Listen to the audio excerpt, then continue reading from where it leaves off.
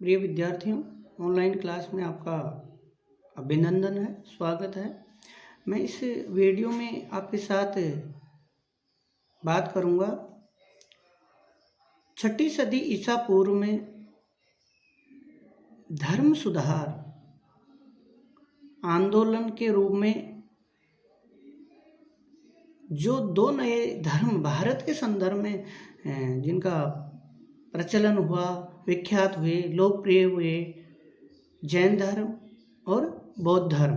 तो हम इस वीडियो में बात करेंगे जैन धर्म की। तो प्रिय विद्यार्थियों, जैसा कि हम बात करते हैं कि 6ठी सदी ईसा पूर्व में जैन धर्म जो वैदिक धर्म से भी प्राचीन था या वैदिक धर्म के समकालीन था, वो एक आंदोलन के रूप में स्थापित हुआ, व्यापक हुआ, लोकप्रिय हुआ। उसके क्या कारण थे? तो हम जैसे बात करते हैं पृष्ठभूमि की कि 6ठी सदी ईसा पूर्व में ऐसा क्या हुआ, ऐसी कौन सी परिस्थितियां थी, ऐसे कौन से कारण मौजूद थे या ऐसा व्यवस्था थी, सिस्टम था जिसमें इन नए धर्मों और इनके जो बताए गए मार्ग, शिक्षाएं, सिद्धांत, नियम वो लोकप्रिय हुए और जनता ने उनको शीघ्र ही स्वीकार किया। तो हम देखते हैं कि 6ठी सदी ईसा पूर्व न केवल भारत के संदर्भ में बल्कि संपूर्ण विश्व के संदर्भ में भी बहुत महत्वपूर्ण स्थान रखती है। जैसे पुरातन पंथी मान्यताएं, आडंबर, पाखंड, कर्मकांड, जटिलताएं इतनी अधिक व्याप्त थी कि लोगों का जो जीवन है, सामाजिक जीवन है, धार्मिक जीवन है, वो इन पाखंडों और जटिलताओं में इतना उलझा हुआ था कि कोई भी मनुष्य सच्चे धर्म और कर्म के मार्ग पर चलना दुष्कर हो गया था। और अब ऐसा सर्वमान्य, व्यापक, साधारण, सर्वसुलभ, व्यावहारिक मार्ग नहीं था कि जिस पर चलकर सभी मनुष्य अपनी मुक्ति की, मोक्ष की कामना कर सकें और अपने आप को धार्मिक मामलों में जो संतुष्टि दे सके कि ये मार्ग बेहतर है या ये मार्ग जायज है, उचित है, तार्किक है, व्यवहारिक है। ऐसा कोई ढांचा नहीं था, व्यवस्था नहीं थी। जटिलताएं, आडंबर, पाखंड, झूठ, अवैज्ञानिकता, अतार्किकता इनका बोलबाला था। तो भारत में ही नहीं बल्कि संपूर्ण विश्व में ऐसी परिस्थितियां थी। तो इस समय 6ठी सदी ईसा पूर्व में जो ऐसे आडंबर, पाखंड, जटिलताएं समाज में व्याप्त थी, उनको दूर करने के लिए इस समय समाज में ऐसे धर्म सुधारकों का, समाज सुधारकों का, चिंतकों का, तार्किकों का, या यूं कहें कि एक तार्किक और बौद्धिक मार्ग पर चलते हुए जो लोगों को सरल और व्यावहारिक धर्म का मार्ग बता सके, ऐसे समाज सुधारकों का प्रादुर्भाव हुआ जिन्होंने लोगों को सच्चा मार्ग, सरल मार्ग, व्यावहारिक मार्ग बताया और ये कहा कि जो आडंबर है, पाखंड है, उनका धर्म में कोई महत्वपूर्ण स्थान या कोई महत्व नहीं है, बल्कि तार्किक, वैज्ञानिक, बुद्धि पर आधारित, विवेक पर आधारित, व्यावहारिकता पर आधारित मार्ग पर चलकर मनुष्य मुक्ति प्राप्त कर सकता है। और उन्होंने वो मार्ग वो लोगों के सामने रखा और लोगों ने उस मार्ग को, उस धर्म को, विचार को तत्काल ग्रहण किया।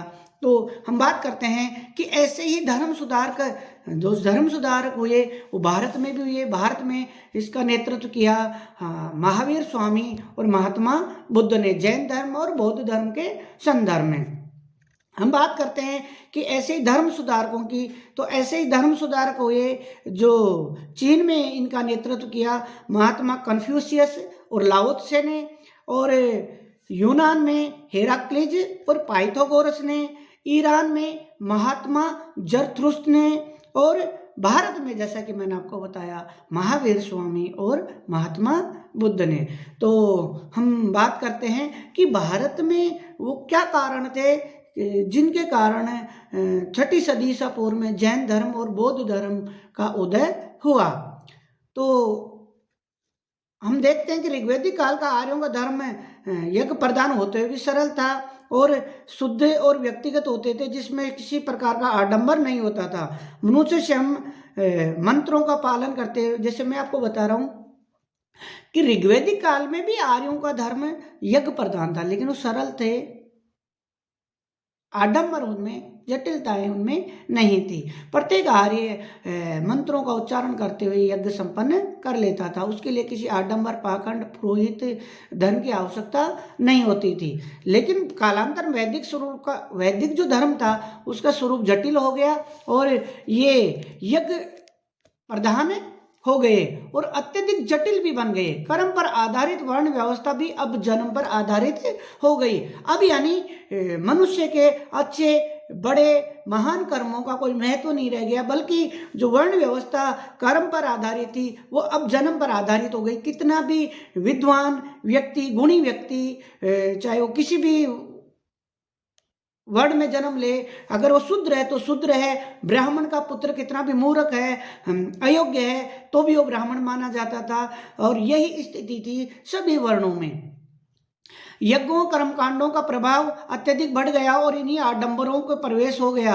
ईसा पूर्व 6वीं शताब्दी तक आते आते आर्यों का सरल धर्म जो था वो अत्यधिक रूढ़ि और बंधनग्रस्त और विकृति वाला हो गया, और जिसके परिणाम स्वरूप सामान्य एवं निम्न लोगों के लिए कई प्रकार की सुविधाओं से वंचित होकर दयनीय जीवन व्यतीत करने के लिए विवश होना पड़ा।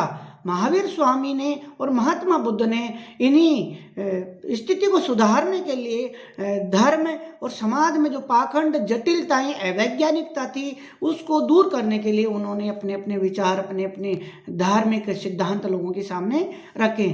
तो इनके उदय का पहला कारण था ब्राह्मणों का प्रभुत्व।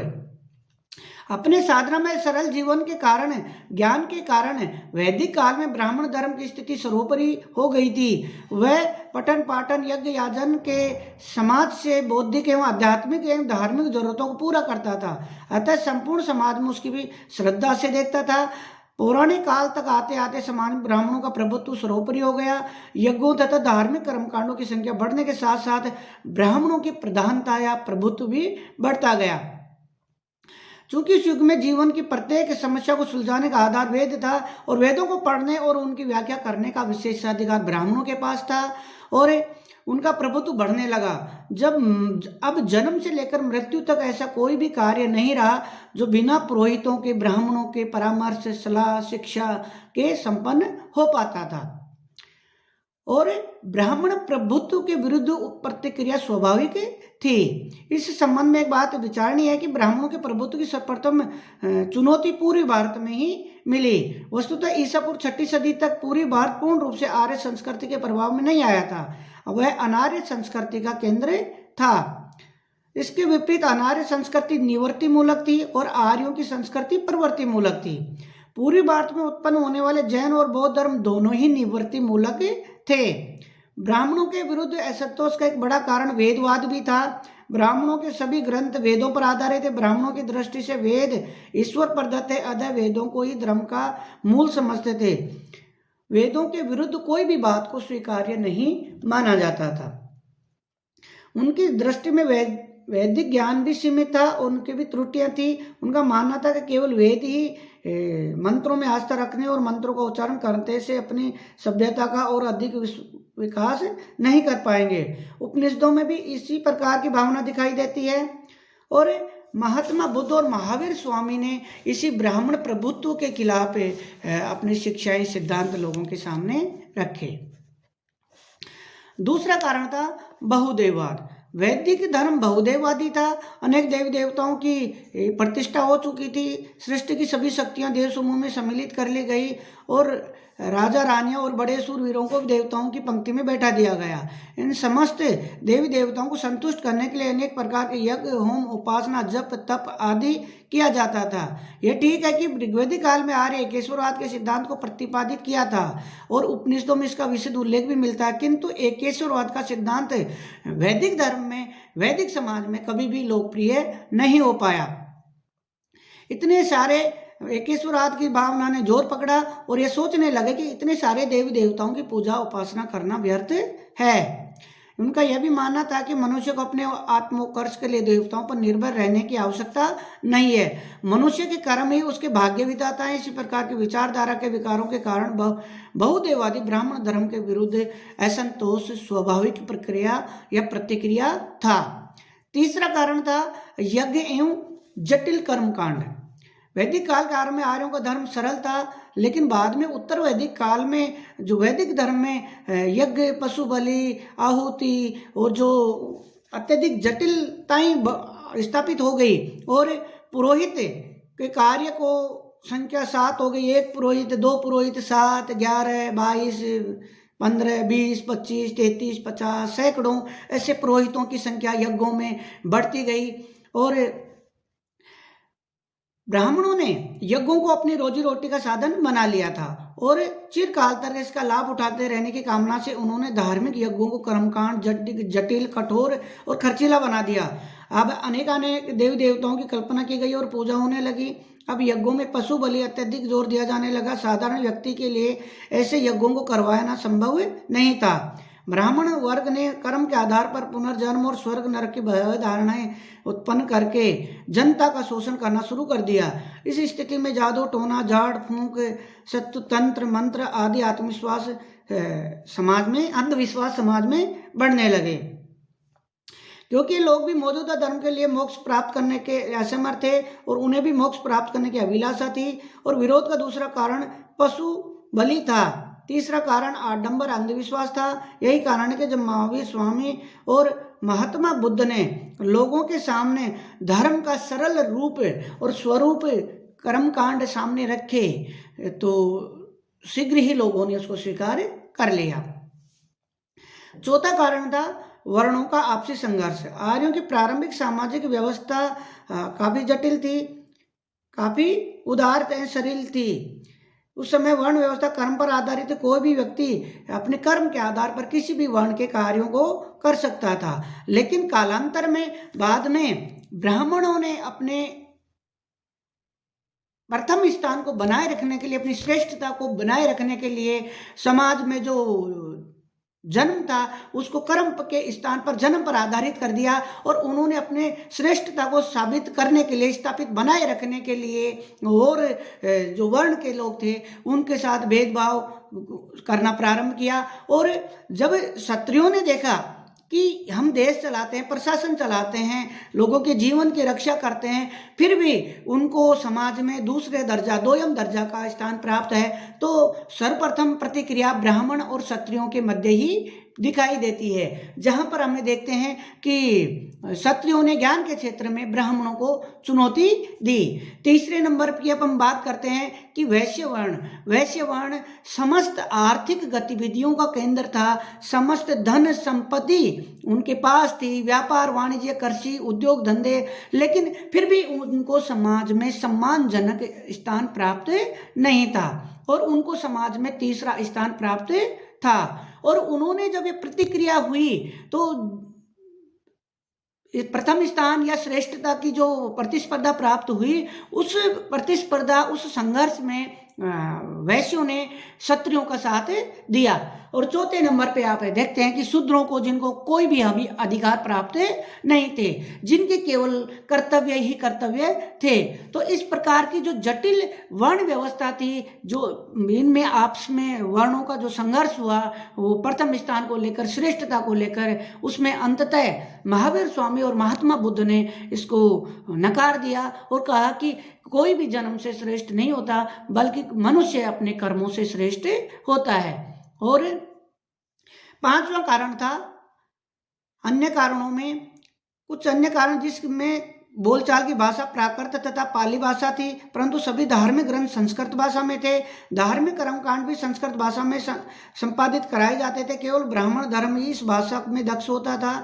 सामान्य जनता को न तो संस्कृत लिखना पढ़ना आता था और न ही संस्कृत में बोले जाने वाले मंत्रों का अर्थ ही समझ पाती थी। अतः इस भाषा के विरुद्ध भी असंतोष उत्पन्न हो रहा था। लोग किसी सरल भाषा और उसके उपयोग के लिए उत्सुक थे ताकि धार्मिक बातों को आसानी से समझ सकें, उस पर अमल कर सकें।